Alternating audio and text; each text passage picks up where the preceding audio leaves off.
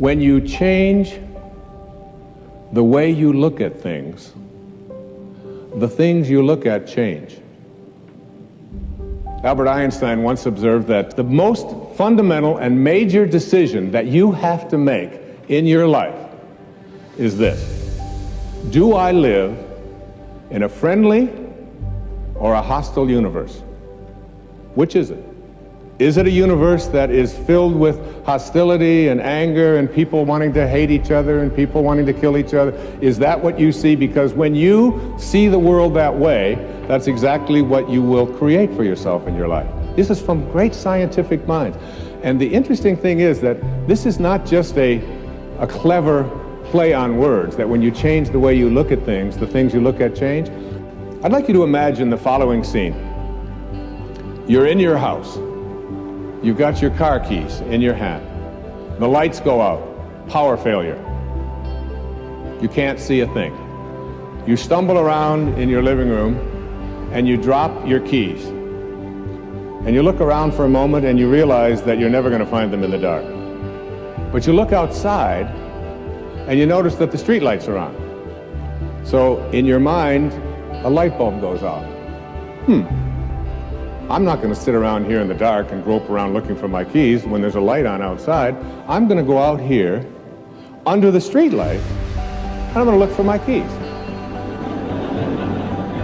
Why are you laughing? This makes a lot of sense.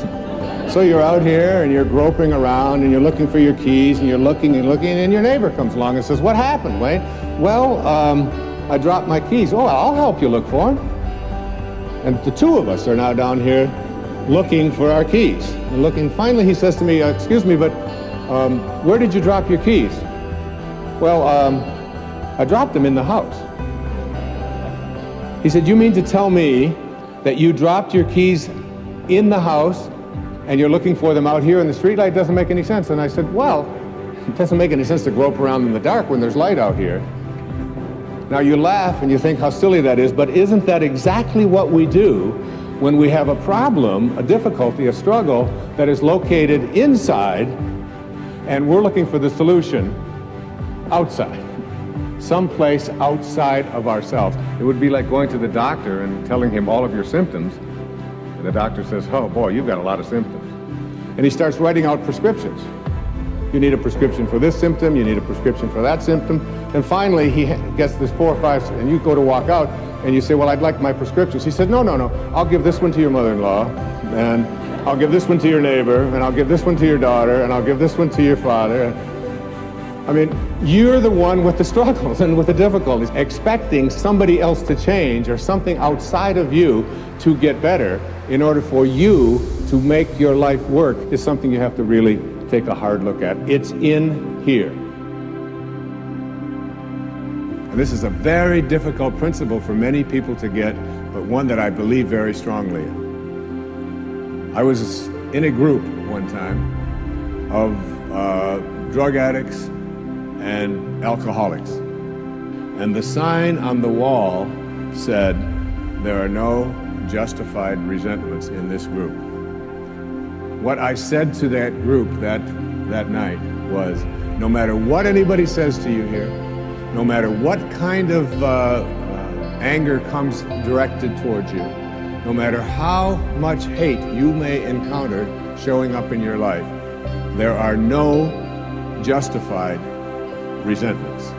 Meaning that if you carry around resentment inside of you about anything or about anyone, and I'm talking about the person that you lent money to and hasn't paid you back, I'm talking about the person in your life that you feel was abusive in your life, I'm talking about the person who walked out on you and left you for somebody else, I'm talking about all of the things that you have justified in your heart and in your life that you have the right to be resentful about. And I'm suggesting to you that those resentments will always end up harming you and creating in you a sense of despair. No one ever dies from a snake bite. The snake bite will never kill you. You cannot be unbitten. Once you're bitten, you're bitten. But it's the venom that continues to pour through your system after the bite that will end up destroying you. There are many ways to get the things that we want for ourselves in our lives, but basically, it all begins with how we choose to think. As you think, so shall you be. 7 little words that I think are perhaps the most important things that we can learn and master in our lives. This old proverb notion that I become what I think about all day long.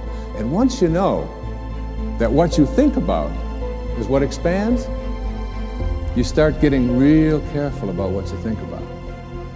You don't allow your thoughts to be on anything that you don't want, or that you wouldn't want to have manifest or show up for you in your life. Have a mind that is open to everything and attached to nothing. One of the central principles of my life is that no one knows enough to be a pessimist about anything. And that each and every one of us, when we close our mind to what is possible for us or what is possible for humanity, closes off the genius that resides and lives in each and every one of us. Having an open mind doesn't necessarily mean finding fault with all of the things that you've been taught by others. It means opening yourself up to the potentiality and the possibility that anything and everything is possible. So having a mind that is open to everything and attached to nothing really means finding within ourselves the ability to get rid of a trait that I find so common in the contemporary world. Do you know that most people that I meet spend their lives looking for occasions to be offended? They actually are out there hoping that they can find some reason to be offended. And there's no shortage of reasons. They're out there everywhere. The way this person dressed, what this person said, they turn on their TV, they hear the news, they're offended by this. Someone used language that they didn't like, someone doesn't share the same customs that you, and people all day long. In fact, if you keep track tomorrow, you will find probably 100 reasons that you can go around being offended. But a mind that is open to everything and attached to nothing is a mind that says, I'm never looking for anything to be offended by. And that whatever anybody else out there has to say, my response to that is, that's an interesting point of view. I've never considered that before. The next principle I call, don't die with your music still in you. And who better to quote than Thoreau when he talked about some of us hear a different drummer, and we must march to the music that we hear. But all of you have some music playing. And all of you have a heroic mission. There's no accidents in this universe. We all show up here with a purpose. There's an intelligence that is a part of everything and everyone, and all of us are connected to it. And too many of us are afraid to listen to that music and march to it.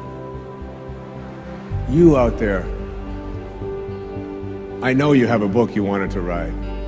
I know there's a composition you wanted to compose. I know there's a song you want to sing someplace. Maybe you want to raise horses out in Montana. Or maybe you want to open up an ice cream shop on Cape Cod. Who knows what it may be. Maybe you just want to travel and see the world. Maybe you want to go into a relationship with someone, but you've been afraid to, but your heart says it's the right thing to do.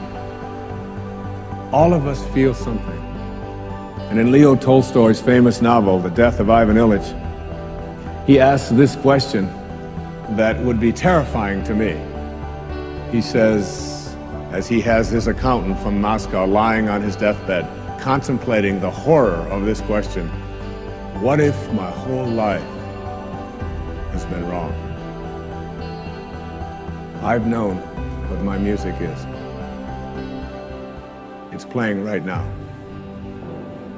As I stand here in front of you with these cameras and in this place, and as I sit down and write my books and tell the world what I know are my truths, I feel always completely on purpose and fulfilled. And no time will I ever come to the end of my life and say, what if my whole life has been wrong? Whoever you are, whatever that music is, however distant it may sound, however strange, however weird others may interpret it to be, don't get to the end of your life and know that you're going to leave and not have it played yet. Don't die with your music still in you.